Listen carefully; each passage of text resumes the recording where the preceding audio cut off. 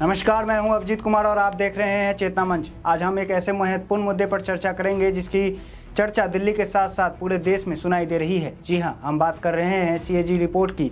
आइए जानते हैं कि सीएजी क्या है, उनकी शक्तियां क्या है और उनके कार्य क्या होते हैं। सीएजी क्या है और उसकी नियुक्ति कैसे होती है।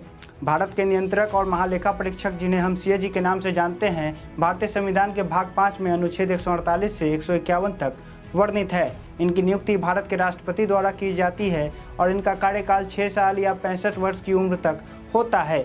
वर्तमान में सीएजी का पद संजय मूर्ति के पास है। अब हम आपको सीएजी की हटाने की प्रक्रिया क्या है इस बारे में बताएंगे।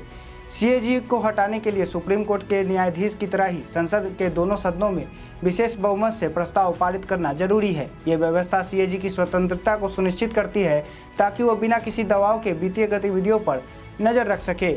अब हम आपको सीएजी की शक्तियां और कर्तव्यों के बारे में बताएंगे। सीएजी की शक्तियां नियंत्रक और महालेखा परीक्षक कर्तव्य, शक्तियां और सेवा की शर्तें अधिनियम 1971 द्वारा निर्धारित है। इसके अतिरिक्त सीएजी को अन्य कई कानूनों से भी शक्तियां प्राप्त है, जैसे कि राजकोषीय उत्तरदायित्व और बजट प्रबंधन अधिनियम 2003।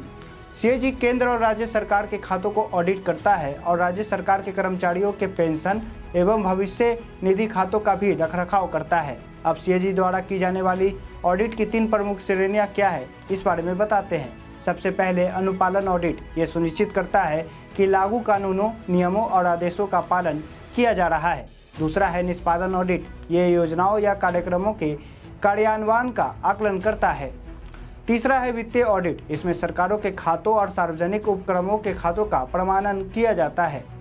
अब सीएजी की रिपोर्ट का सार्वजनिक होना और उसकी महत्ता क्या है इस बारे में हम आपको बताते हैं।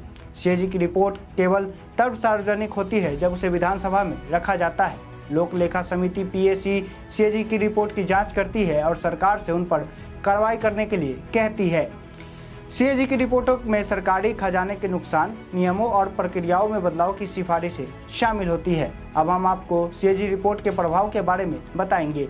सीएजी की रिपोर्ट सरकारी खजाने को हुए नुकसान और प्रक्रियागत कमियों को उजागर करती है। उदाहरण के तौर पर 2010 में 2G स्पेक्ट्रम के रिपोर्ट में यूपीए सरकार की छवि को बुरी तरीके से प्रभावित किया और उसका असर 2014 के चुनावों के परिणामों पे देखने को मिला था। इस वीडियो में फिलहाल इतना ही। तमाम ऐसी जानकारियों के लिए देखते रहिए चेतना मंच। धन्यवाद।